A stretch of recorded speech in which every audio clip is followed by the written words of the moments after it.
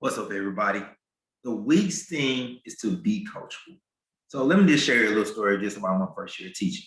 My first year of teaching, we had a math coach come in. My kids were struggling in math, 30, 40, 50% of them passing math.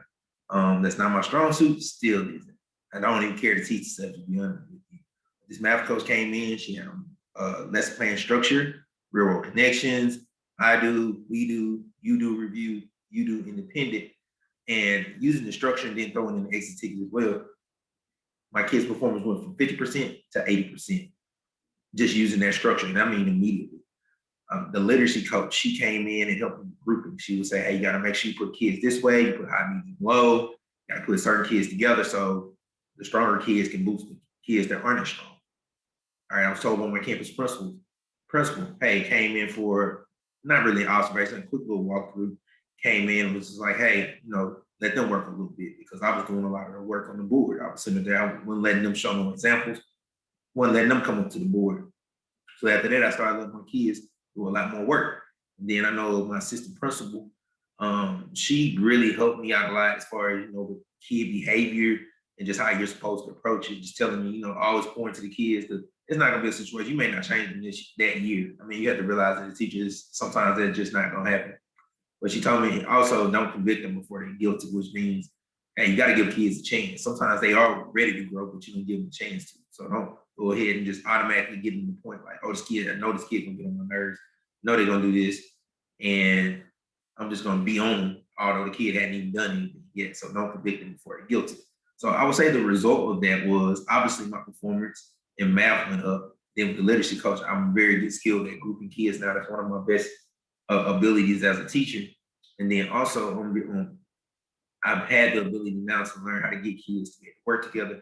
My kids are leaders because they do most of the stuff in the classroom. And they always show examples. They're willing to respond to me just because of that little bit of advice. And then also I always had a phenomenal relationship with kids because I do give them a chance. I give them a clean slate. I'm not too quick to call a parent or call an administrator. That happens rarely. So you got to give them a chance so don't convict them before they're guilty. So I learned from it because I was coaching. But as it goes to the other teachers, now I know sometimes the teachers, we kind of get to the point we think like this is our way that we should do things. We know this, we got a good performance with this, but maybe you're at 80%, but somebody else sees something else that can get you 85 or 90, or 90 to 95, or 95 to 100. We all should be coachable, because you never know, that might be this little gap that's preventing you from getting to that next level. You may be comfortable where you're at, but you should always grow. Things are changing. Have you not seen it last year? Like what's happened with education? I can tell you, even I'm a little frustrated using Google Classroom. So don't tell me y'all like all these new things aren't frustrating you a little bit. So there's always going to be new things in education, really in the world. Like these kids have devices now. You got to think, when I was a kid, we didn't even have cell phones. Like these kids know how to use these apps and things better than we do. So it's always ways to evolve. You got to keep up with the trends or you're going to get left behind. You'll become a dinosaur in 2 or 3 years without you even realizing. So you always got to be up. So it might be somebody else coming in with new methods that will work with these kids. Because, I mean, you got to work to try to relate to them. I'm just really speaking to my scholars. You have to be coachable as well.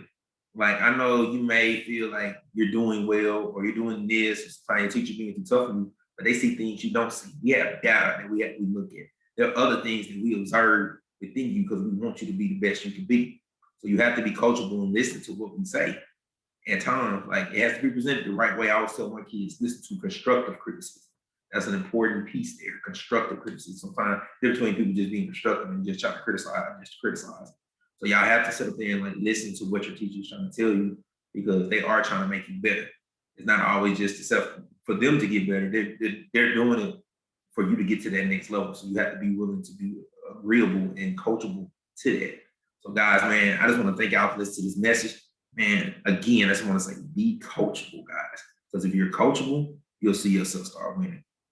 I love y'all. And as always, be phenomenal.